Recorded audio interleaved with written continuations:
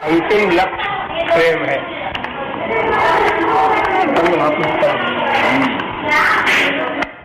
यहाँ पर इसलिए करना है, प्रेम करना मनुष्य का स्वभाव है। ये न कह करके पहले ये बता दो, ये हम जिसे मनुष्य आदि शब्द से पुकारते हैं उसका वास्तविक स्वरूप आत्मा है। मनुष्य आदि तो शरीर के लिए हम पुकारा करते हैं, कोई मनुष्य नहीं है, पशु नहीं है, पक्षी नहीं है, ये तो देह के नाम है। वास्तविक तो आत्मा है और वो परमात्मा का अंश है, दिव्य है। एक पॉइंट ये, और संसार भौतिक है, तो दिव्य आत्मा का सब्जेक्ट भौतिक संसार नहीं हो सकता, अननेचुरल। शरीर पंचमहाभूत का है, उसका सब्जेक्ट पंचमहाभूत का संसार, क्योंकि उसका अंशी है। और आत्मा भगवान का अंश है, इसलिए उसका सब्जेक्ट भगवान है। तो जो तुमने एंड में लिखा है, अपने अंशी से ही प्यार करने लगता है। तो तुमको यहाँ फिलॉसफी ये उठाना है कि प्रत्येक अंश अपने अंशी से ही स्वभावतः प्रेम करता है। ये फिलॉसफी। देखो, प्रत्येक अंश अपने अंशी से ही स्वभावतः प्रेम करता है। ये फिलॉसफी हो गई, हेडिंग हो गई। अब इसको तुम सिद्ध करो, क्योंकि आत्मा परमात्मा का अंश है। ये शास्त्र वेद सब एक मत से ये बात को घोषित करते हैं। और ये शरीर माया का बना हुआ है, संसार बहिरंग माया का बना हुआ है। तो ये शरीर माया का अंश है, पंचमहाभूत का अंश है, और पंचमहाभूत का जगत है। इसलिए शरीर का विषय सजातीय होने के कारण संसार है। आत्मा दिव्य है, भगवान का अंश है, इसलिए उसका सजातीय सब्जेक्ट दिव्य परमात्मा ही हो सकता है। ये स्वाभाविक बात है। अब ये सब तो अपना ये लिख देना कि हमारा भ्रम ये है कि हम अपने को शरीर मान लेते हैं, इसलिए चाहते तो अपना ही सुख है, लेकिन नवा अरे पति काम आए ध्यान दे देना। कोई भी स्त्री पति के सुख के लिए प्यार नहीं करती, कोई बेटा बाप के सुख के लिए प्यार नहीं करता, सब अपनी आत्मा के सुख के लिए प्यार करते हैं। ये भ्रम बस करते हैं। जब उनको ये पता चल जाए कि ये संसार माया का है, ये आत्मा का सब्जेक्ट नहीं है, तब फिर आगे तुमने जो लिखा है, तत्व ज्ञान हो जाने पर कोई भी जीव अपने अंशी से ही प्यार करने लगता है। ये इतना बीच में क्लियर करो, बिल्कुल साफ। सकाम प्रेम किसे कहते हैं उसको पहले समझ लो।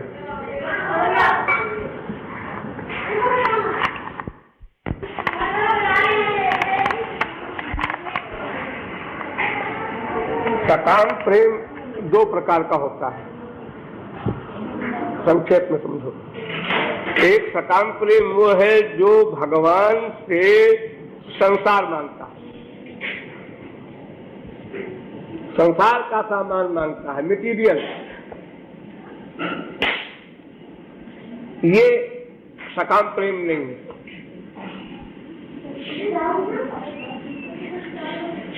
क्योंकि वो जो कुछ मांगता है उसका परिणाम दुख है, अशांति है, कर्म बंधन है। प्रेम तो उज्जवल वस्तु है, अमृत स्वरूपा है भक्ति। तो ये वास्तविक प्रेम ही नहीं है।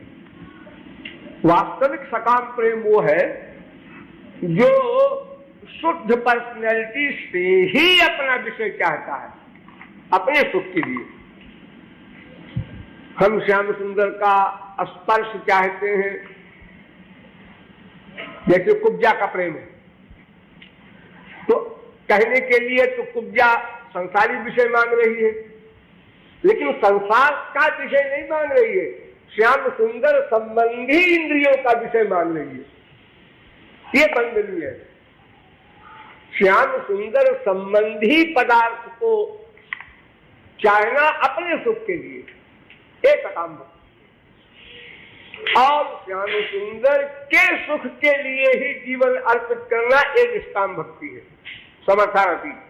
और अपने सुख और श्याम सुंदर के सुख दोनों का ध्यान रखना ये समंजसारती है, रुक्मिणी वगैरह द्वारिका की भक्ति है। तो सकाम भक्ति तो हमने अभी क्लियर किया है इसमें करनाल की स्पीच में। करनाल की स्पीच में मैंने क्लियर किया है कि कुब्जा की प्रशंसा की है सुखदेव परमहंस ने। सुखदेव तरीका परमहंस जो मां के पेट में ही परमहंस हो गया था, वो कुब्जा की प्रशंसा कर रहा है, वेद व्यास ने भी किया। तो सकाम भक्ति की प्रशंसा तो नहीं करनी चाहिए, और ये परमहंस लोग कर रहे हैं, इनको तो डांट लगानी चाहिए थी। बड़ी बदतमीज है कुब्जा। लेकिन वो कुब्जा जो अपनी इंद्रियों की कामना चाहती है वो श्याम सुंदर संबंधी ही चाहती है। इस मेटीरियल जगत को का दर्शन, स्पर्श, रूप, रस, गंध नहीं चाहती। उसका जो प्रेमास्पद है, जो उसका उद्देश्य है, वो भगवान है। भाई यही 5 इंद्रियों का विषय है, मेटीरियल हो चाहे स्पिरिचुअल हो, और तो कोई चीज नहीं है। संसार कोई चाहता है, इसका मतलब क्या? संसार को देखना, संसार को सुनना, संसार का सूंघना, संसार का रस लेना, संसार का स्पर्श करना। अब वो माँ भाव से हो, बाप भाव से हो, बेटा भाव से हो, बीवी भाव से हो, पति भाव से हो, सखा भाव से हो, कोई भाव हो, लेकिन चाहता यही 5 सब्जेक्ट है, मनुष्यों में भी और जड़ वस्तुओं में भी। रसना है, रसगुल्ला खाना चाहती है, आंख है, ये सुंदर सुंदर दृश्य देखना चाहती है पहाड़ों के और ताजमहल के। कान है, ये मटेरियल शब्द को, गाने को सुन के खुश होता है। ये 5 इंद्रियों का सब्जेक्ट अगर प्राकृत चाहता है तो वो सकाम प्रेम है ही नहीं, वो तो अत्यंत निंदनीय है, त्याज्य है। लेकिन जो श्री कृष्ण संबंधी ही वस्तु चाहता है, भगवान, उनका नाम, उनका रूप, उनका गुण, उनकी लीला, उनके धाम, उनके संत इतने शुद्ध है, इन शुद्ध के प्रति उसकी अशुद्ध भावना है, ये सेंस है सकाम भक्ति का। इन शुद्धों के प्रति उसका प्रेम विषय संबंधी है, कामना संबंधी है, अपने सुख की कामना। गोपियां भी चाहती हैं श्याम सुंदर हमको देखें, लेकिन गोपियां जो निष्काम भक्त है वो इसलिए चाहती है कि मुझको देखकर उनको सुख मिलेगा, इसलिए उसको श्रृंगार करके उनके सामने जाऊंगी। और कुब्जा कहती है कि वो मुझसे मुझ पर आकृष्ट हो जाएंगे और मुझको प्रियतम का प्यार देंगे, इंद्रियों का सुख देंगे, ये सकाम हो गया। श्याम सुंदर ने मेरी इच्छा नहीं पूरी की, दर्शन नहीं दिया, मुंह डाप, ये सकाम प्रेम है। और उन्होंने दर्शन नहीं दिया, अगर उनको दर्शन न देने में सुख मिल रहा है तो महाराज कभी मत आओ, तुम सुखी रहो, ये वास्तविक निष्काम प्रेम। इसलिए मटेरियल सामान मांगना ये तो सकाम प्रेम है ही नहीं है, क्योंकि प्रेम का मतलब क्या? प्रेम का मतलब मन का भगवान से एकत्व। अब मन का भगवान से एकत्व जिसका हो जाएगा वो संसार कैसे मांगेगा? संसार मांगने का प्रश्न ही नहीं। और अगर बिना मन के एकत्व के मांगता है भी है तो मिलेगा नहीं। अरे जब रिश्ते नहीं है पक्का तो काहे को भगवान देंगे? दुनिया मांगा करे। अरे भाई तुम किसी के पास जाओ, बाजार में खड़ी हो जाओ, तो भैया 100 रुपया दे दो, जाना है आगरा किराया, कौन है आप? लेकिन आपकी जगोटा से कहा, बीजू से कहा, महाराज जी ने कहा, से कहा, और निकालो मिलेगा। जब हमारा संबंध नहीं है उससे तो काहे तो संसार में कोई इच्छा पूर्ति नहीं करे। तो भगवान से संबंध होना, वो कंप्लीट सरेंडर, तब तो वो हमें कुछ दे सकता है, कुछ भी दे। तो चूंकि संसार पाने से हमको स्पिरिचुअल हैप्पीनेस नहीं मिलेगा, एक बात, इच्छाएं बढ़ेंगी, दूसरा गड़बड़।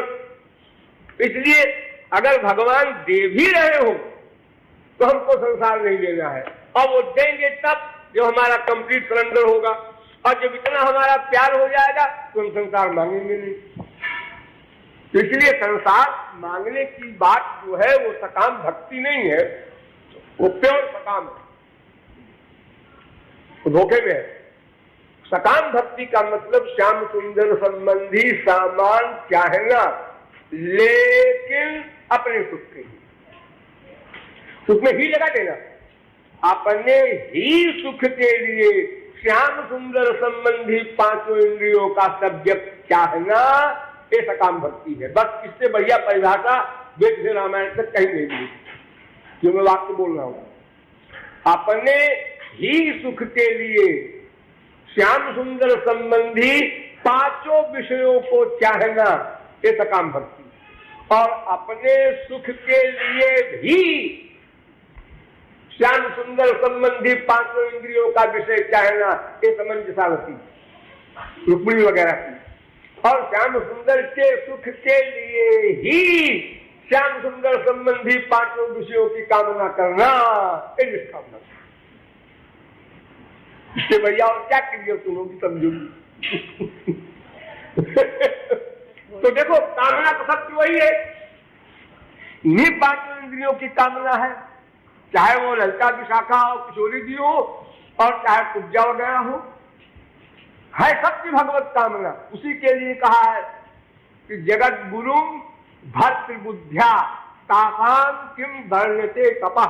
सुखदेव परमहंस ने कहा कि जगत गुरु श्री कृष्ण को जिन स्त्रियों ने पति मान करके और पति के संबंधी विषय की ख्वाहिश बनाई, कामना बनाया, उन स्त्रियों के तप का मैं वर्णन नहीं कर सकता है। सुखदेव परमहंस कह रहे कि अनंत जन्म तो गधों को बनाया पति, लेकिन इस जन्म में जिस गोपी ने श्याम सुंदर को पति माना और अपनी इंद्रियों के सुख के लिए पति माना, सकाम भक्ति, तो वो पूजा उस क्लास में है।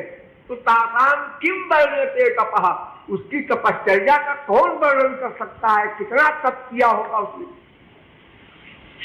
और श्याम सुंदर को देना पड़ा।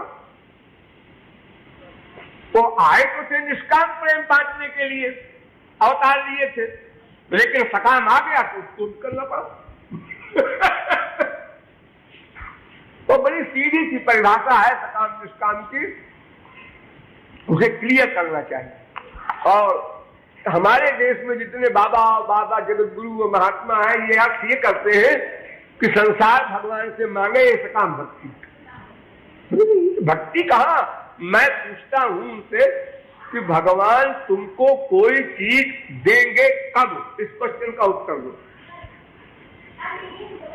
कब देंगे? जब तुम्हारी शरणागति भक्ति प्रेम परिपूर्ण हो जाएगा, बार बार भी अंतर न रहे, मां में कम शरणम ब्रज, ये अवस्था पहुंच जाएगी, तभी तो भगवान तुम्हारी सुनेगी। अरे सब तो मांगते रहते हैं दुख में, किसी का बाप मर गया, बेटा मर गया, बीमार हो गया, कोई सी एक बार से भगवान आंसू बहा। हमारे देश में मांग रहे, किसी की इच्छा पूरी हुई, कहीं भगवान आए। कितनी स्त्रियों की बेइज्जती हो गई हिंदुस्तान पाकिस्तान के दंगे में, तमाम लड़कियां रोई होंगी उस समय, हे भगवान बचाओ। अब भगवान याद आ रहे हैं, अभी तक तो तुम भूली हुई थी, हमने बचा सकते। जो हमारा बन चुका 10%, उसके योग क्षेम बहन करने का मैंने ठेका गीता में लिया है। अब ऐसे ही जरूरत पड़ गई तो आइए तो ऐसे मेरे पास भी देता। तो भगवान जब पूर्ण भक्ति के बिना सुनेंगे ही नहीं, तो संसार या कुछ भी देने का सवाल ही नहीं पैदा होता। उनके कान में जू ही नहीं रहेंगी, क्योंकि तुम्हारी जो पुकार है वहां तक पहुंची ही नहीं। उसमें वजन नहीं, पावर नहीं, प्रेम नहीं। और अगर 0.1% हम मान भी लें कि हाँ तुम्हारी पुकार पहुंच गई, तो वो संसार में जो मिलेगा उसका परिणाम, रिएक्शन क्या होगा, ये तुमने नहीं समझा। कितनी दूर चले गए, भगवत प्राप्ति की अवस्था वाला प्रेम प्राप्त कर लिया कि भगवान को तुम्हारे प्रारब्ध को काट करके और तुमको तुम्हारी डिमांड पूरी करना है। इतनी बड़ी बात भगवान से मांग रहे हो, हमारे बेटा भाग्य में नहीं लिखा, और भगवान से कह रहे हो हमको बेटा दे दो। अब अगर भगवान तुम्हारी सुन भी लेते हैं, मान लो 0.1% असंभव है, लेकिन तो तुम्हें वो बेटा देंगे, तो तुम बेटा पा करके, धन पा करके, सीट पा करके, वैभव पा करके सुखी हो जाओगे, इतनी नॉलेज तुम्हारी है बेटे। तो तुमने भगवान को माना क्यों? जब तुमने भगवान को पहली बार माना, ABCD, पहला एक भगवान होता है, अच्छा, और एक संसार होता है, अच्छा, ये तो जानते हैं। भगवान भी होता है, हाँ, अच्छा, उसमें परमानंद होता है, अच्छा, और संसार में तो तुमको मिला नहीं आनंद, हाँ, इसमें तो नहीं मिला, मिला तो संसार बहुत सारा, उसके आनंद और शांति कहीं नहीं मिली। हाँ, तो जब तुमने भगवान को समझा पहली बार, तब तो आस्तिक की शुरुआत हुई, तो तुमने तभी समझ लिया कि संसार में आनंद नहीं है, वहां है। गधा भी जानता है राम नाम सत्य है, तो असत्य की तुमने कामना बनाई कैसे, भगवान ने पूरी की कैसे, और पूरी करने पर तुम्हें क्या मिला, हर पॉइंट पे विचार करो। मैं नहीं मानता कि भगवान को देते होते हैं, सब बकवास है। ये ऐसा होता है कि जैसे 4 आदमी गए, एक हनुमान जी के यहाँ, दुर्गा जी के यहाँ, वैष्णो देवी के यहाँ, माता जी हमको बेटा चाहिए। वो माता जी क्यों बोलेंगी, तुम्हारा इसका तो उनसे है नहीं अभी कोई पक्का, वो तुमको बोलेंगी जाओ बच्चा। कोई सीता जी की पुकार तो है नहीं कि पार्वती जी सामने खड़ी होगी कहेंगे जाओ जाओ तुम्हारी इच्छा पूरी होगी, तुम्हारे पति बनेंगे राम। तो अब चले आए 4 आदमी वहां से।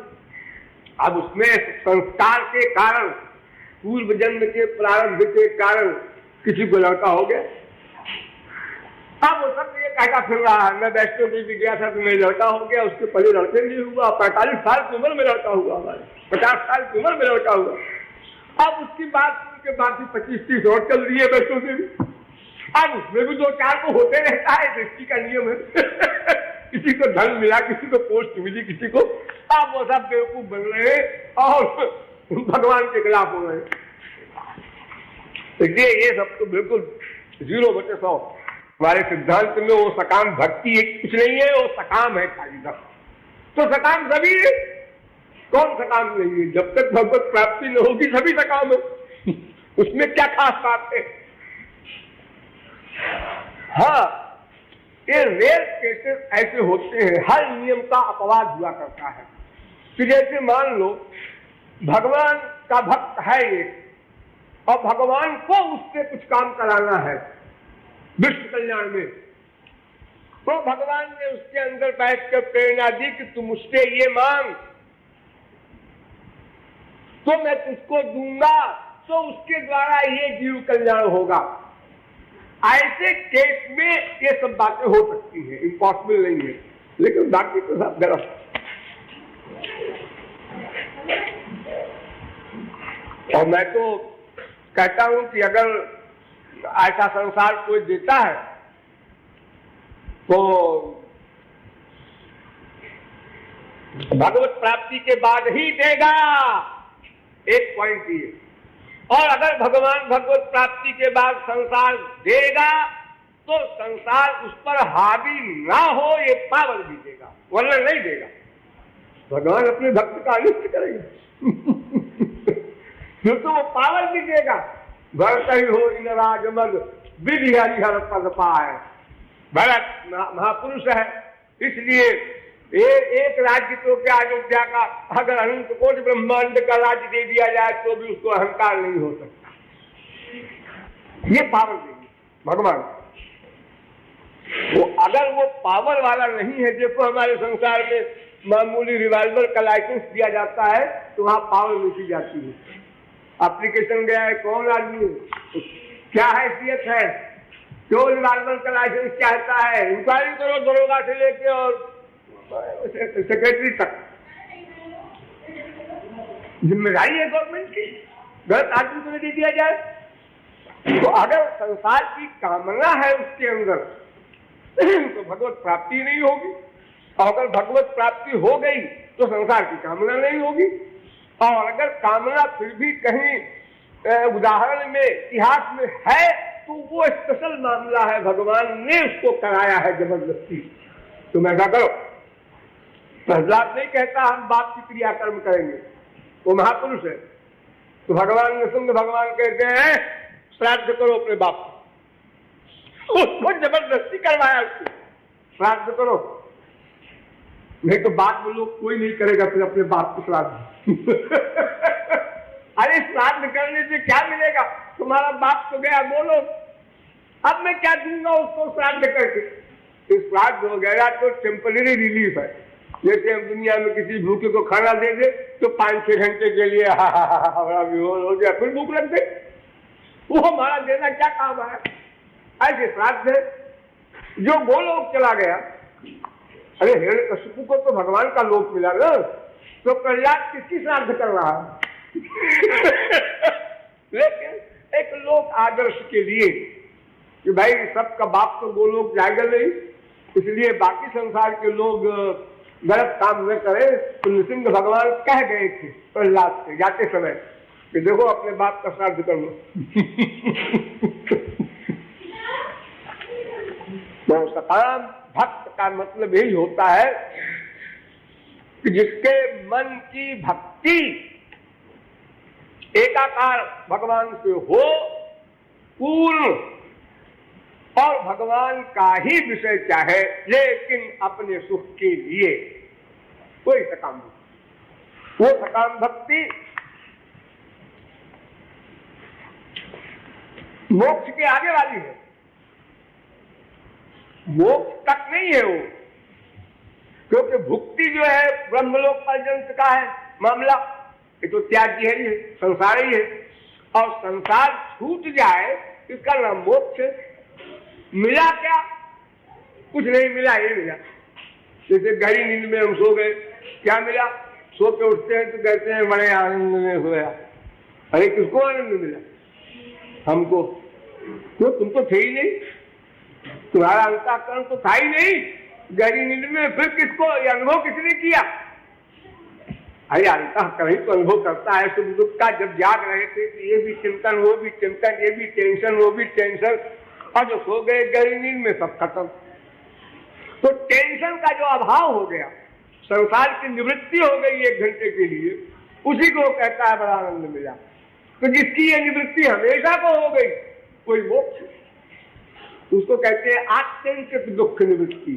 तो सुसुप्ति में क्षणिक दुख निवृत्ति और मोक्ष में आत्यंतिक दुख निवृत्ति सदा के लिए हो जाती। तो इसलिए मोक्ष की कामना भी भगवान की कामना नहीं है, वो तो दुख से छूटने की कामना है। और दुख कौन, संसार। तो घूम के वहीं आ गया। एक आदमी के पास पैसा नहीं है और भगवान से मांगता है पैसा गरीबी के दुख से छूटने के लिए, ऐसे वो पूरे संसार के दुख से छूटने के लिए मोक्ष मांग रहा है। इसलिए वो तो 2 कौड़ी का सकाम है, तो सकाम भक्त नहीं। सकाम भक्त तो उसके आगे शुरू होता है सामीप्य, सारोक्य, सालोक्य, शास्ति। ये 4 मुक्ति वाले जो हैं, अब यहां से शुरू होगा। ये भी कामना है, लेकिन ये कामनाओं में उच्च कोटि की कामना है। ये कामना निंदनीय नहीं है, इसके नीचे है उपजा की अवस्था, वो भी निंदनीय नहीं है, क्योंकि भगवान संबंधी कामना कर रहा है। हम भगवान का ऐश्वर्य चाहते हैं, भगवान का कि शास्त्री मुक्ति, हम भगवान के समीप रहना चाहते हैं, हमेशा उनको देखते रहें, ये सामीप्य मुक्ति। हम भगवान का लोक चाहते हैं हमेशा के लिए, ये सालोक्य मुक्ति। हम भगवान का स्वरूप पाना चाहते हैं, ये सारूप्य मुक्ति। ये 4 मुक्तियां जो है ये भगवान संबंधी कामना है। अब इसके आगे है वो निष्काम भक्ति कि हमें मुक्ति फुक्ति नहीं चाहते, हमें नरक दे दो, वो स्वीकार है, लेकिन आपके सुख की कामना ही बनी रहे हमारे अंदर, अपने सुख की कामना की गंध न आने पावे, इस निष्काम भक्ति के अंदर में होते हैं भगवान। बात को अच्छी प्रकार पहले समझ लो, फिर लिखने में क्या है, 4-10,000 पेज लिखो। अब खुद नहीं समझोगी तो तुम उसको चाहे जितने अक्षर को जोड़ो तो तुम दूसरे पढ़ने वाले को क्या क्लियर होगा।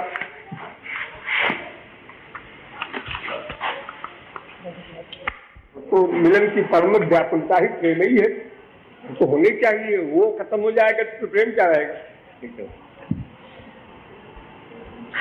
अरे भाई देखो, कुब्जा चाहती है श्याम सुंदर मिले, गोपी चाहती है श्याम सुंदर मिले। अब फर्क इतने तो है कि एक व्यक्ति श्याम सुंदर के सुख के लिए चाहता है। अब अगर गोपी को श्याम सुंदर नहीं मिलेंगे तो सेवा कैसे करेगी, और सेवा तो मेरे लक्ष्य। तो वो सकामता तो मैंने बताया ना कि कुब्जा वाली भी निंदनीय नहीं, परम वंदनीय है, तो फिर औरों की क्या बात की जाए। तो करता दीक्षा तो नहीं। अब देखो बैठी है ना बीजी, तो भेजा इनके पास, अब भी होश में आ जाओ, संसार में मत जाओ, इसमें जाके डूब के निकलने वाला फिर कोई बहादुर होता है। इन्होंने कई बार निकलने की चेष्टा की, नहीं निकल सकते। आज उनको किसी के डांट फटकार हो तो सुनना पड़ता, कुछ परमिशन लेनी होती, और तुम लोग किसकी परमिशन लेते हो। नंबर में आज यहाँ जाएंगे, कौन बोलने वाला है, माँ है, बाप है, भाई है, बहन है, हुआ करे उससे मतलब काम। तो आ बैल मार वाली कहावत करते ही है, इसलिए मुसीबत की प्रतीक्षा तो करती है संसार वाले, इसको साफ करिए, लेकिन मैं क्यों करूं। अब आई जाए तो बात अलग है, खाने की बात मैं नहीं कर रहा हूं। थोड़ा थोड़ा फर्क होता है लक्ष्य में, संसारी मामले में भी सबका अलग अलग लक्ष्य है। पैसा कमाने की धुन जिनको है उनको खाने की परवाह नहीं। तो फोन आ रहा है, ऐसा ऐसा है, ऐसा है, ऐसा है, जल्दी जल्दी ले भाई, फिर ये हालत, खाना नहीं खा सकते 5 मिनट हो। तो इसी प्रकार किसी को कोई रोग, किसी को कोई रोग, सबको अलग अलग एक बीमारी बलवान है। बीमारी तो सब है सबके पास, लेकिन एक बीमारी बलवान है सबके पास। कोई स्त्री पति के प्यार में सब पैसा फूंक देगा, कोई पैसे के प्यार में बीवी को इंश्योरेंस करा के मार देगा। सबका एम अलग अलग है। कोई प्रतिष्ठा के हमको मिनिस्टर बनना है, बीवी बच्चे बाहर में जाए। तो एक व्याख्या में 2 विरोधी बातें भगवान में है, अनंत भोगी भी, अनंत योगी भी, सब टॉप की चीजें हैं। बात तो लिखा है कि इसका मतलब ये नहीं कि भगवान खुशी में फूल जाए, योगाभास तो हम लोगों में भी है। हम लोग भी निराकार है, साकार शरीर किए घूम रहे हैं 84 लाख में, और हमारा शरीर चैतन्य है, लेकिन इससे जड़ बाल पैदा होता है, जड़ नाखून पैदा होता है। योगाभास तो हम लोगों के यहाँ भी है। उसी गुलाब में फूल है, उसी में कांटे हैं। कोई गुलाब के कांटे को देखे तो कहे बड़ा खराब पेड़ है, और जो फूल देखे तो भाई वाह क्या ऐसा पेड़ कौन सा है जिससे निकला है। सब विरोधाभास सर्वत्र है।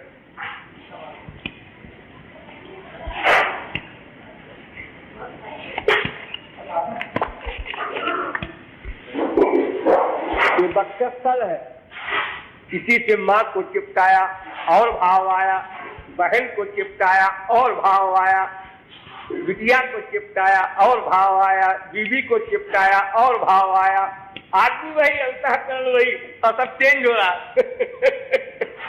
कितना बड़ा विरोधाभास है साधारण मनुष्य में।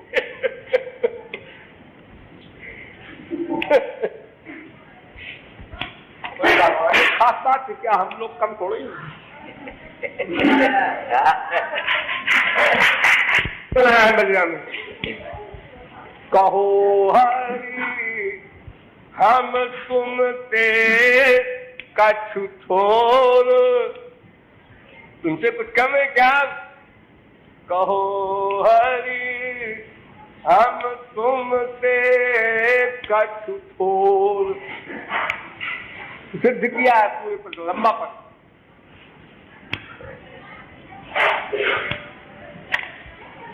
पति तन सिर मोर हमहु तो पति तन मह सिर मोर, कहो हरि हम तुम ते कछु थोर। और आखिर में तमाम बातें बताया बराबर बराबर की, और आखिर में बताया कि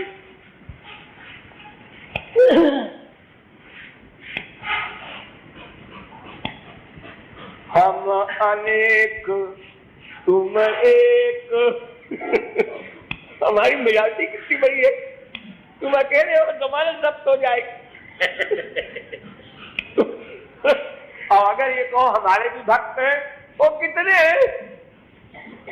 कितने वोट पड़ेंगे तुम्हारे भक्तों के तुम्हारे लिए। इसलिए संधि करहु न तू दौर, कहो हरि। जब कोई पार्टी कमजोर होती है तो संधि कर लेती है, समझौता कर लो।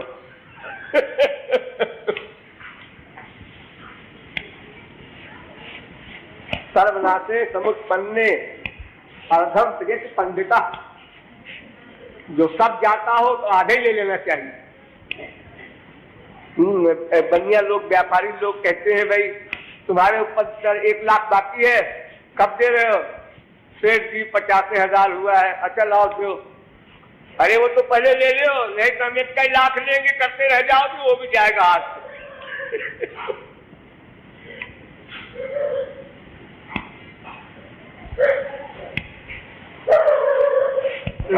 के ऊपर दैवी शक्ति के द्वारा, और हर बार हार, तो हारने पर कहा ब्रह्म तेजो बलम बलम, काश के हम ब्राह्मण होते। ये ब्रह्म तेज से जीत जाते हैं वशिष्ठ। भक्त प्रकार से जब हार गए तो आखिर में उन्होंने कहा उनका मर्डर कर दे। यहां तक देखो, इतनी बड़ी तपस्या, इतनी बड़ी शक्ति जिसके पास हो और भगवत प्राप्ति न हो तो कितना सर्वनाश होता है उसको, कि मर्डर सोच लिया और फरसा लेके बैठ गए वशिष्ठ के आश्रम के दीवार पे लग करके कि आज रात को ये सो जाए। तो बाई चांस ऐसे ही अरुंधति थी उनकी बीवी वशिष्ठ की, तो उसने पूछा कि क्यों जी एक बात बताओ, इस समय अपनी दुनिया में सबसे बड़ा तपस्वी कौन है? ऐसे क्वेश्चन किया रात को 12 बजे सोते समय। तो वशिष्ठ ने कहा कि सबसे बड़ा तपस्वी और परिश्रमी तो विश्वामित्र है, लेकिन वो क्रोध उसका ऐसा है कि द्वेष बुद्धि हो जाने से वो सफल नहीं हो पा रहा है। ये सुन रहे थे विश्वामित्र, दीवार में कान लगाए। इन्होंने कहा कि इतनी दुश्मनी मैंने इनसे की और फिर भी हमारी तारीफ कर रहे। ये बाण लग गया उनको, धिक्कारा उन्होंने अपने आप को कि क्रोध के वशीभूत होकर के, द्वेष करके हमने अपना सब बिगाड़ा कर दिया, ये मेरा दुश्मन कह रहा। तो फौरन आ गए बाहर, किवाड़ खटखटाया और फरसा उनके चरणों में रख दिया वशिष्ठ के। महाराज हम इसलिए आए थे आपको मारने के लिए। उन्होंने कहा बस अब तुम आज से ब्रह्मर्षि हुए। अब जब ब्रह्मर्षि कह दिया वशिष्ठ ने, वो तो महापुरुष थे, तो इंद्र ने ऊपर से पुष्प वृष्टि कर दी। हिंदुओं की हिस्ट्री में उसी जन्म में एक क्षत्रिय ब्राह्मण हो गया। एक एग्जाम्पल। उसके बाद में, उसके पहले यहाँ गए, उन्होंने गाँव ताव किया और दक्षिणा देने की बात आई। उन्होंने कहा भाई 10,000 वर्ष की तपस्या का फल हमने आपको दिए। तो उन्होंने ले लिया, 10,000 वर्ष की तपस्या का फल मिल गया वशिष्ठ को। तो अब तपस्या 10,000 वर्ष की कमाई चली गई तो कुछ वीक हो गए स्पिरिचुअल पावर में, लिमिटेड तो पावर थी। तो कहा हम भी चले वशिष्ठ के यहाँ, तो हमको भी वापस मिल जाएगी वो कमाई। वशिष्ठ के यहाँ गए, उन्होंने अपना खिलाया पिलाया, किसी चाहे क्षत्रिय हो चाहे वैश्य हो, अब किसी का सम्मान तो करने चाहिए खिलाने पिलाने का। लेकिन जब चलने लगे तो दक्षिणा उपना की बात नहीं किया वशिष्ठ ने। वो कैसे करते भला ब्राह्मण। तो इसी पर्पस के लिए तो गए थे, कोई खाने खोले गए थे इतनी दूर। तो उन्हें नहीं रहा गया, उन्होंने कहा कि महर्षि जी आपने कुछ दक्षिणा नहीं दी, विनोद में से फील भी न करे। तो उन्होंने कहा भाई वेद को भार हो जाएगा, हमको देने में तो कोई एतराज नहीं है। वेद का लॉस नहीं है कि ब्राह्मण दक्षिणा क्षत्रिय को दे, तुम भी जानते हो, वेदज्ञ हो। तब उनको होश आया, उन्होंने कहा हाँ करके टाल दिया। लेकिन वो प्रिंस तो कर ही रहा था कि हम बड़े लॉस में रहे। तो और उन दोनों का झगड़ा तो बहुत दिन से चल ही रहा था। विश्वामित्र तो वशिष्ठ के खिलाफ थे ही, खास तौर से जैसे कांग्रेस और लोकदल में चल रहा था। तो अब बात बढ़ गई तो ये हुआ कि भाई उन्होंने कहा अच्छा आप बुरा न मानिए, एक क्षण भक्ति का फल हम आपको देते हैं, जाओ। और भी हमने 10,000 वर्ष की कमाई दे दी, इन्होंने एक क्षण भक्ति का फल दिया। तो उन्होंने कहा मुझे नहीं लेना, हम फिर तपस्या करके अपनी पूर्ति कर लेंगे। आप ठीक अभी कुछ ध्यान न ले तो हम क्या करें। तो ये कह दिया वशिष्ठ ने कि हमने तो आपको बहुत ज्यादा दे दिया है, लेकिन अब आप नहीं समझ रहे हैं मैं क्या करूं। ये ज्यादा दे दिया है, एक क्षण की भक्ति का फल दे रहे हैं, ज्यादा दे दिया। तो उन्होंने कहा ठीक है, आपको संतोष नहीं हो रहा है तो उसमें मैं क्या कर सकता हूँ, किसी विशेषज्ञ से पूछ लेना। बहरहाल बात बढ़ते बढ़ते यहाँ आई कि ब्रह्मा के पास चलो, जज उनको बनाओ, वो निर्णय करेंगे। तो ब्रह्मा ने मुकदमा सुना दोनों का। उन्होंने कहा मेरा बेटा है वशिष्ठ, अभी दोनों मेरी संतान लड़ाई कर बैठे, अब मैं किसकी तरफ बोलूं, कैसे बोलूं, सोच में पड़ गए। थोड़ी देर बाद उन्होंने कहा देखो भाई पहले मेरा एक काम कर जाओ तुम लोग, उसके बाद फिर अपनी बात कहना, हमें जरूरी एक काम है। क्या काम है? उस सूर्य को बुला लाओ मेरे पास, जाओ। विश्वामित्र गए सूर्य के पास और कहा कि महाराज आपको ब्रह्मा बुला रहे हैं। उन्होंने कहा इम्पॉसिबल, ब्रह्मा कैसे बुलाएंगे हमको, हमारा ऐसा वर्क है कि एक सेकंड को हम हट नहीं सकते यहाँ से, तमाम सृष्टि के सब गड़बड़ हो जाएगा हिसाब किताब। ऐसा कैसे हो सकता है, ब्रह्मा कभी बुला ही नहीं सकते, उनको मालूम है। उन्होंने कहा रहेगा मुझको भेजा है। उन्होंने कहा कि ठीक है, अगर ऐसी सचमुच बात है तो हमारा काम करो, मैं जाता हूँ। उन्होंने कहा हाँ हाँ बिल्कुल बड़ी बात है। उन्होंने अपनी सारी तपस्या लगा करके और वहाँ अपना एक ओढ़े हुए थे मृगशाला, उन्होंने कहा कि रखते खाली तपस्या का फल में लगाया कि सूर्य का काम करो, नहीं हो सका काम। सूर्य ने कहा देखो अभी हम तुम्हारी बात मान लेते, तमाम सृष्टि का काम बिगड़ जाता। और ब्रह्मा भला ऐसा कैसे कहेंगे, हम तो पहले कह रहे, खींच के चले गए, कह रहे साहब वो आना नहीं चाहिए। ये तो नहीं कहा कि हमने सब तपस्या का फल लगाया फिर भी नहीं हिसाब बैठा तो गए आना नहीं चाहिए। कहना नहीं चाहिए, मेरी आज्ञा का उल्लंघन कैसे करेंगे सूर्य, सारा ब्रह्मांड जो मेरे अंदर में है। अरे ब्रह्मा विष्णु शंकर गवर्नर है, तो जितने भी उनके अंदर में है, सब देवता देवी हो कोई हो, सब उनके अंदर में है। संसारी गवर्नमेंट तो है कि नहीं मानते या इस्तीफा दे देंगे या विद्रोह कर देंगे, ये सब बात तो वहां चलती नहीं। वशिष्ठ से कहा भाई देखो भाई क्या बात है, क्या कह रहे हैं विश्वामित्र कि नहीं आए नहीं आए, तुम जाके कहो, बहुत जरूरी काम है। गए वशिष्ठ और उनसे कोई सब बात नहीं, वशिष्ठ ने अपना रख दिया मृगशाला और एक क्षण भक्ति का फल रख दिया। तो सूर्य से भी बढ़िया काम, सूर्य आए और वशिष्ठ को साथ में लेके आए उनको। उन्होंने कहा महाराज कैसे याद किया? ब्रह्मा से कहा पिताजी कैसे याद किया आपने? तो उन्होंने कहा कुछ नहीं, हमने कहा देखने की इच्छा थी इसलिए हमें बुला लिया। बात खत्म हो गई।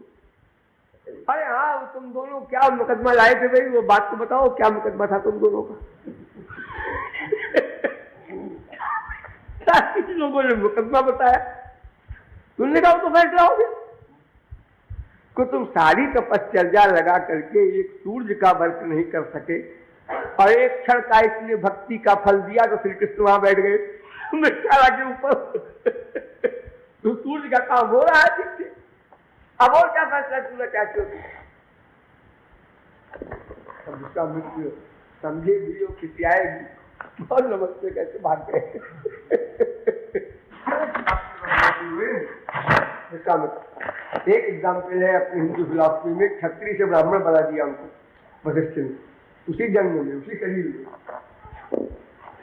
जो ब्राह्मणों को अधिकार है वेद में वो अधिकार मिल गया विश्वामित्र।